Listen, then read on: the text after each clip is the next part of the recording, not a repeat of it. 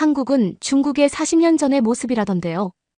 여기 한국의 모습은 중국의 과거와 같다며 딱하게 보는 중국인이 있습니다. 중국의 80년대가 한국의 현재 모습이라며 한국이 전형적인 아시아의 후진국이라며 비아냥거리고 있는데요.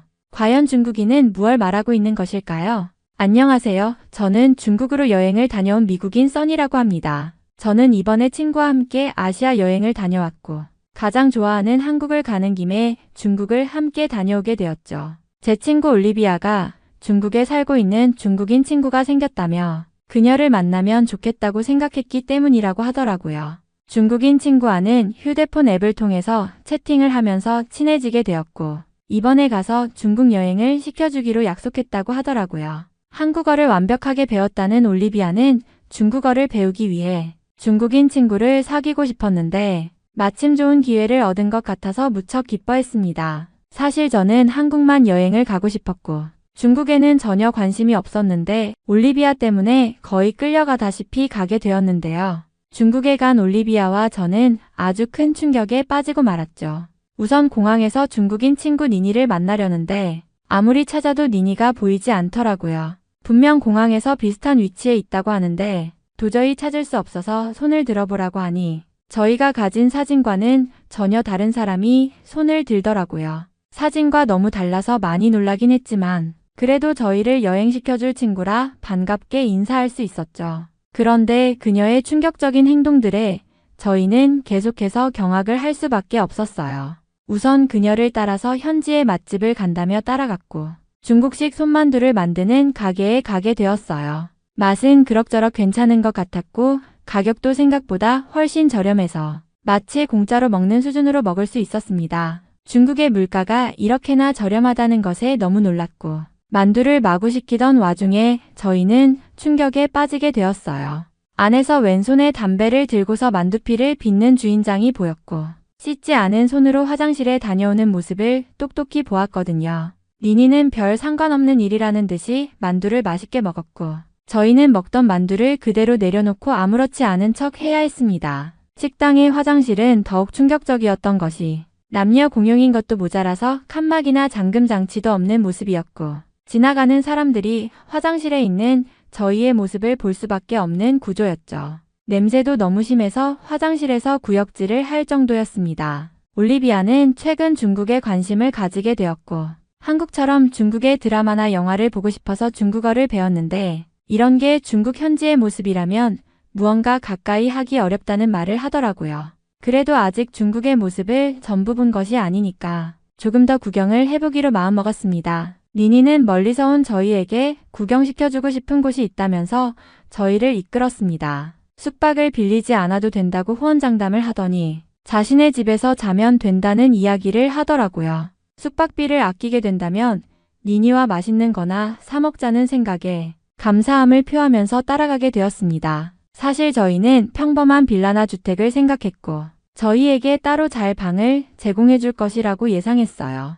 물론 니니를 따라갔더니 보이는 집의 모습은 살면서 처음 본 모양새였습니다. 니니의 집은 미국 할렘가에서도 보기 힘든 구조의 아주 낡은 형태의 집이었고 구디집이라고 부르지 않으면 집인 줄 모를 법한 시골 창고 그 자체였습니다. 저와 올리비아는 인생 살면서 이런 곳에서 머문 적이 없었기에 굉장히 난감한 상황에 봉착할 수밖에 없었고 니니의 호의의 거절은 할 상황은 아니었기 때문에 어쩔 수 없이 울며 겨자 먹기의 심정으로 들어가서 자게 되었죠.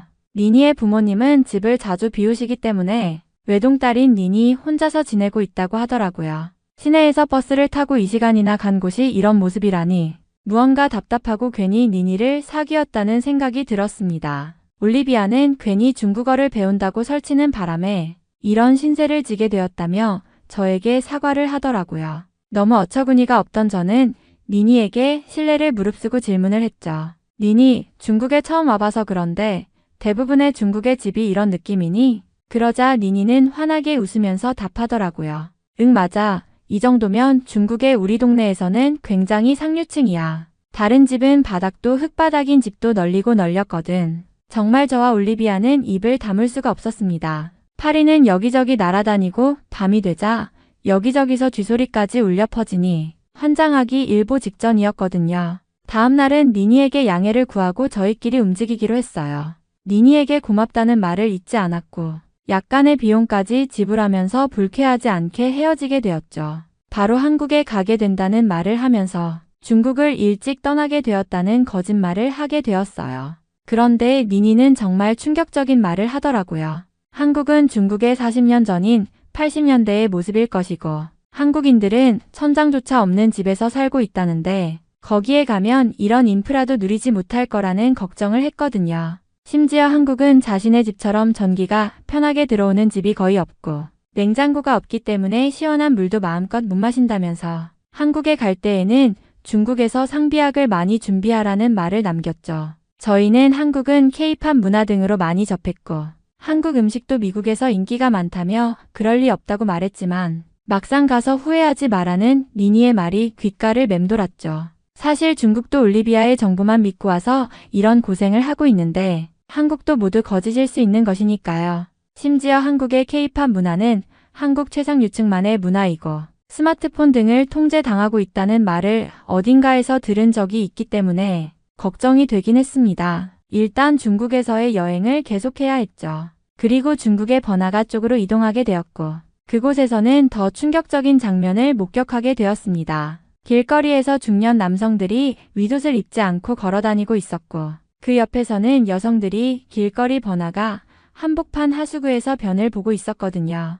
아시아가 원래 이런 곳이었구나 싶었고 그동안 아시아에 가져온 환상이 모조리 깨져버렸습니다. 심지어 저희를 툭툭 치며 말을 걸려하는 중국인 남성들 때문에 엄청난 공포심까지 들어버리더라고요. 그렇게 정신없는 사이에 저는 돈이든 지갑까지 잃어버려서 경찰서에 가야 하는 수모까지 겪게 되었습니다. 역시나 경찰은 저의 사건에 전혀 관심이 없는지 그런 상황은 방법이 없다고 딱 잡아 떼더라고요. 마치 중국은 저희에게 극기훈련과도 같은 장소였고 과연 돈을 내고 비행기를 타고 와서 이런 불행한 일들만 마주쳐야 하는지 한숨만 나왔죠.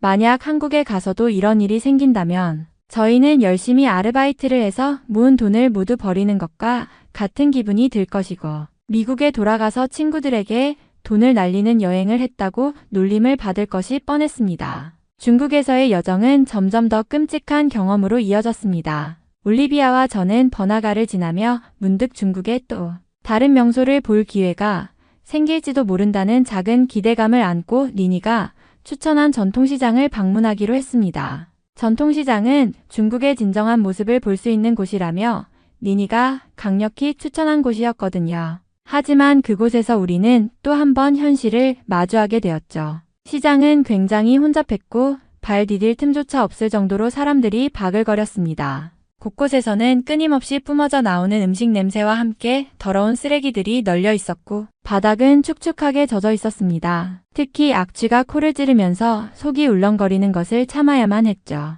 올리비아와 저는 조심스럽게 발걸음을 옮기며 음식을 구경했지만 닭이나 오리가 아무렇게나 방치된 채 팔리고 있는 모습은 너무 충격적이었습니다. 심지어 닭들이 비닐봉지에 갇혀 비명을 지르는 모습은 정말로 끔찍했고 더 이상 보고 있을 수가 없었어요. 어느새 뭔가 이상하다는 느낌을 받기 시작했는데 주변 사람들의 시선이 우리에게 집중되고 있다는 것을 깨달았습니다. 특히 일부 남성들은 대놓고 손가락질을 하며 저희를 흘겨보고 있었죠. 올리비아는 불편함을 느꼈는지 팔을 저에게 꽉 끼워 잡았고 저도 괜히 심장이 두근거리며 긴장하게 되었습니다. 그런데 한 남성이 갑자기 우리에게 다가와 중국어로 뭐라고 소리치기 시작했어요. 우리는 당황한 채로 그를 피해 가려고 했지만 그는 더 다가와 올리비아의 팔을 붙잡으려 했습니다. 저는 재빨리 그녀를 보호하려 했지만 상황은 이미 통제 불능이었어요. 다행히 주변에 있던 다른 상인들이 그를 말리면서 저희는 간신히 빠져나올 수 있었죠. 겁에 질린 우리는 더 이상 이곳에 있을 수 없다고 판단했고 곧바로 숙소로 돌아가기로 했습니다. 하지만 숙소로 가는 길에서도 사건은 끊이지 않았어요. 길 한복판에서 노점상이 파는 음식을 먹던 사람들이 쓰레기를 아무데나 던지며 웃고 떠드는 모습을 보며 이 나라의 공공질서라는 것이 과연 존재하는지 의문이 들더군요. 또한 길가에는 노숙자로 보이는 사람들이 너저분하게 누워있거나 구걸하고 있었고 그들 중 몇몇은 우리를 보자 손을 뻗어 돈을 달라고 했습니다. 그 과정에서 또 한 번 위협을 느껴 발걸음을 재촉했죠. 숙소에 도착하니 마음이 조금 놓였지만 방 안에 들어가니 또 다른 문제에 직면했습니다. 물을 마시려고 준비했던 생수를 확인했더니 병마개가 약간 열려 있었습니다. 누군가 손을 댄 것 같아 불안해진 우리는 생수를 마시는 것을 포기했죠.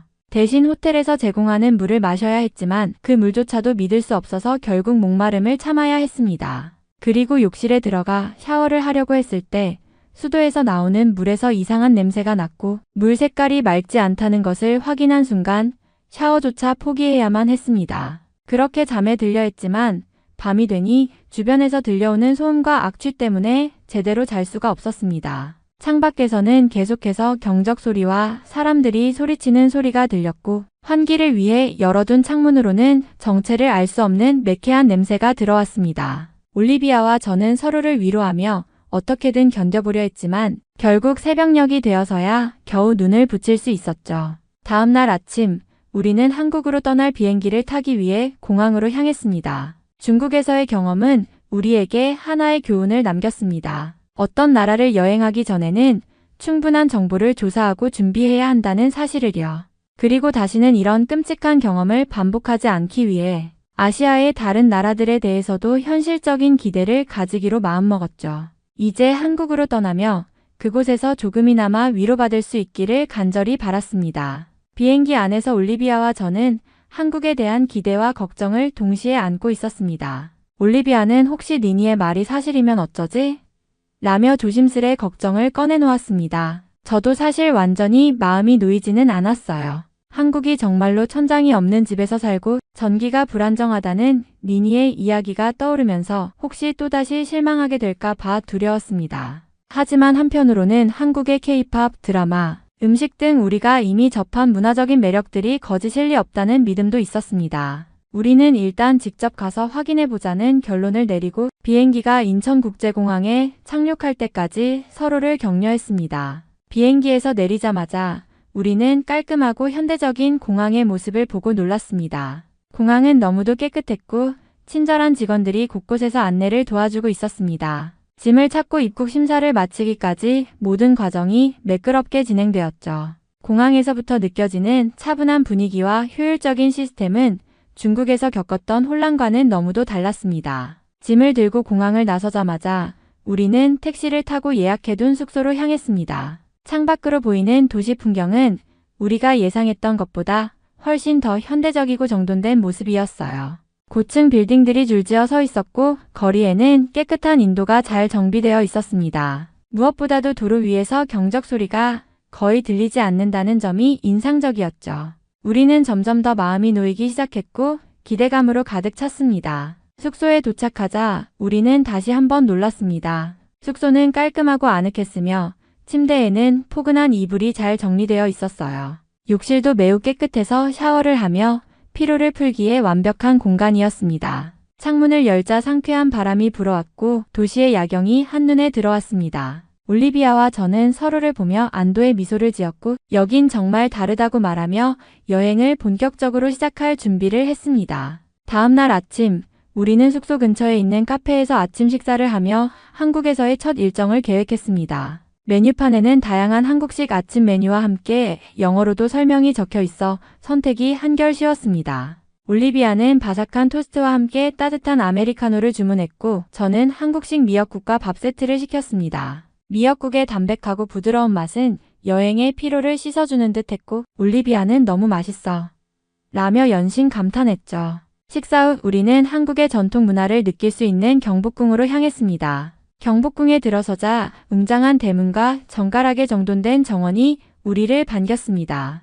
아름답게 복원된 건축물 사이를 거닐며 역사적인 이야기에 귀를 기울이다 보니 시간이 훌쩍 지나갔습니다. 한복을 입은 관광객들과 함께 사진을 찍는 외국인들을 보며 한국이 얼마나 세계적으로 사랑받는 나라인지 실감했어요. 그날 오후 우리는 인사동으로 이동해 전통 찻집에 들렀습니다. 따뜻한 대추차와 달콤한 약과를 맛보며 한국의 전통적인 분위기에 완전히 빠져들었습니다. 찻집의 주인 아주머니는 영어로 친절히 설명해 주셨고 우리에게 한국 문화에 대한 흥미로운 이야기를 들려주셨죠. 그녀는 여행 중에 불편한 점이 있으면 언제든 연락하라며 명함까지 건네주셨습니다. 이처럼 친절한 사람들이 우리에게 한국에 대한 좋은 인상을 더해 주었습니다. 하지만 문제가 발생한 건 인사동에서였습니다. 제가 작은 기념품 가게에서 예쁜 도자기를 구경하다가 핸드폰이 없다는 사실을 깨달은 겁니다. 순간 식은땀이 흐르며 멍해졌습니다. 설마 하며 올리비아와 함께 가방과 주머니를 샅샅이 뒤졌지만 핸드폰은 어디에도 없었습니다. 어떻게? 중요한 사진들이랑 정보가 다 들어있는데 절망에 빠져 있는데 올리비아가 한국 사람들은 정직하다던데 일단 근처 가게에 가서 물어보자고 말했습니다. 사실 그때까지도 기대는 크지 않았어요. 중국에서는 분실물을 찾으려 했을 때 아무 소용이 없었던 기억이 떠올랐으니까요. 우리는 가장 가까운 가게로 들어가 상황을 설명했습니다. 그러자 가게 주인은 잠시만요라며 웃으며 자신의 휴대폰으로 전화를 걸었습니다. 그리고 몇 분 후 인사동의 한 카페에서 일하는 직원이 제 핸드폰을 가지고 있다는 소식을 전해줬습니다. 믿을 수 없을 정도로 놀랐습니다. 가게 주인은 여기서는 분실물이 발견되면 대부분 주인에게 돌려주려고 해요. 걱정 마세요. 라며 우리를 안내해 주었습니다. 카페에 도착하니 직원이 제 핸드폰을 건네며 테이블 아래에서 발견했습니다. 라고 설명했습니다. 너무 감사해서 어찌할 줄 몰랐고 그 직원과 가게 주인에게 몇 번이고 고맙다는 말을 전했습니다. 핸드폰을 되찾고 나서 우리는 이 경험에 대해 이야기하며 감동을 나눴습니다. 올리비아는 한국은 정말 특별한 곳이야. 사람들이 이렇게 정직하고 서로를 배려하다니 믿기지 않아. 라며 감탄했습니다. 저도 올리비아의 말에 동의했습니다. 이 사건은 한국에서 경험한 또 하나의 놀라운 순간이었습니다. 분실물을 찾는 것은 단순히 운이 좋아서가 아니라 한국 사회의 신뢰와 배려 덕분이라는 것을 알게 되었죠. 저녁에는 숙소 근처에서 한국식 BBQ를 경험했습니다. 직원들은 고기 굽는 법을 친절히 알려주었고 다양한 반찬과 함께 먹는 고기는 정말 환상적이었어요. 올리비아는 내 생애 최고의 식사야. 라며 행복한 표정을 감추지 못했죠. 옆 테이블에 앉아있던 한국인 가족은 우리가 외국인임을 알아채고 몇 가지 추천 메뉴를 소개해주기도 했습니다. 그들은 우리와 즐겁게 대화를 나누며 한국의 맛과 문화를 더욱 풍성하게 느낄 수 있도록 도와주었어요. 며칠간의 여행 동안 우리는 한국인들의 따뜻함과 한국 문화의 매력에 완전히 매료되었습니다. 지하철을 타고 이동하며 느꼈던 깔끔하고 편리한 교통 시스템, 거리 곳곳에서 보였던 친절한 사람들의 모습, 그리고 현대적인 도시 속에서도 전통을 소중히 여기는 태도는 우리에게 깊은 인상을 남겼습니다. 다음 날 아침, 우리는 설렘을 안고 한국에서의 첫 여행 일정을 시작했습니다. 숙소 근처 카페에서 따뜻한 아메리카노와 크로아상을 먹으며 계획을 짰는데 그날의 하이라이트는 전통시장 투어였습니다. 중국에서의 전통시장 경험이 떠올라 잠시 주저했지만 한국은 다를 것이라는 기대를 품고 길을 나섰습니다. 전통시장에 도착하자 우리의 걱정은 기우에 불과했습니다. 시장은 깔끔하고 정돈되어 있었고 다양한 음식 냄새가 풍기는 활기찬 분위기가 느껴졌습니다. 길 한가운데를 지나가는 트럭이나 쓰레기가 널린 모습은 전혀 없었죠. 반갑게 인사하며 손짓하는 상인들은 미소로 우리를 맞아주었고 친절하게 음식에 대해 설명해 주었습니다. 그런데 시장 한가운데서 띵동띵동 하는 소리가 들리며 모든 상인들이 동시에 뭔가를 준비하기 시작했습니다. 무슨 일이지? 하고 의아해하던 찰나 갑자기 시장의 중앙 무대에서 음악이 울려 퍼졌고 상인들이 춤을 추기 시작했습니다. 알고 보니 그날은 시장의 특별 이벤트가 열리는 날이었고 시장 상인들과 방문객이 함께 즐기는 플래시몹 공연이 준비되어 있었던 겁니다. 올리비아와 저는 얼떨떨한 채로 이 장면을 바라보다가 옆에 있던 한 상인이 우리에게 손짓하며 같이 춰요. 라고 외쳤습니다. 처음에는 머뭇거렸지만 결국 시장 사람들의 열정적인 분위기에 이끌려 우리도 무대 중앙으로 나갔습니다. 상인들과 함께 손을 잡고 춤을 추며 한바탕 웃고 나니 시장은 더욱 친근하고 따뜻하게 느껴졌습니다. 춤이 끝난 뒤 상인들은 우리에게 작은 기념품을 건네며 이것은 한국에서의 추억으로 간직하세요 라고 말했습니다. 우리는 그들의 환대에 감동했고 이 시장은 단순히 물건을 사고 파는 곳이 아니라 사람과 사람의 정이 오가는 특별한 공간이라는 것을 깨달았습니다. 시장에서 나와 우리는 유명한 한식당을 찾아갔습니다. 김치찌개와 불고기를 주문했는데 음식의 깊은 맛에 또 한 번 놀랐습니다. 식사 중 옆 테이블에 앉아있던 가족이 우리에게 다가와 여행 중에 어려운 점은 없나요? 라며 먼저 말을 걸었습니다. 그들은 우리의 한국 여행을 진심으로 응원해 주었고 다음에 꼭 함께 갈 만한 곳이라며 추천 장소들을 알려주었습니다. 그날 저녁 우리는 숙소로 돌아오며 한국에서의 하루를 곱씹어 보았습니다. 하루 종일 많은 일을 겪었지만 그 모든 것이 즐겁고 따뜻하게 느껴졌습니다. 한국 사람들의 친절함과 따뜻한 환대는 우리에게 정말 특별한 기억으로 남았습니다. 한국에서 경험했던 이 큰 일은 걱정과 달리 한국의 특별함을 보여주는 작은 축제이자 따뜻한 문화의 일부였습니다. 올리비아와 저는 한국에서는 언제나 예상치 못한 즐거움이 기다리고 있네라며 웃었고 한국에서의 다음 일정에 대한 기대감으로 가득 찼습니다. 특히 마지막 날 우리는 밤하늘 아래 반짝이는 한강을 바라보며 잠시 쉬었습니다. 그곳에서 만난 한 청년은 한국은 작은 나라지만 열정으로 가득 차 있어요. 즐거운 추억을 많이 만들어 가세요. 라며 미소 지었습니다. 그의 말처럼 한국은 우리에게 열정과 따뜻함 그리고 놀라움을 선사한 나라로 남게 되었죠. 한국에서의 여정은 우리에게 여행이란 단순히 장소를 넘어 사람과 문화를 이해하는 것이라는 중요한 교훈을 안겨주었습니다. 이제 다시 집으로 돌아가야 할 시간이 되었지만 우리는 이곳에서 얻은 경험과 추억을 오래도록 간직할 것입니다. 저희는 같은 아시아라도 이렇게 다르다는 것이 너무나 충격적이었고 중국에서의 최악의 경험과 한국에서의 최고의 경험, 물과 불을 왔다 갔다 한 여행이라는 말을 하면서 추억을 했어요. 올리비아는 배우던 중국어를 포기한다고 말하고 차라리 한국어를 더욱 완벽하게 구사할 수 있도록 공부해서 가족들과 한국에 가고 싶다는 말을 하더라고요. 저도 아직 부족한 한국어 실력을 더욱 향상시킬 생각이고 한국에서 조금 더 오래 여행을 해보고 싶다는 생각을 하게 되었죠. 미국에서 한 교수님이 한국은 미래의 세계 인류 국가가 된다고 하던데 그 말이 정말 사실이 될 것 같다는 생각이 들었거든요. 이번 사연은 여기서 마무리하도록 하겠습니다. 끝까지 시청해주셔서 감사드립니다. 좋아요와 구독은 영상 제작에 큰 힘이 됩니다. 꼭 한 번씩만 눌러주세요. 감사합니다.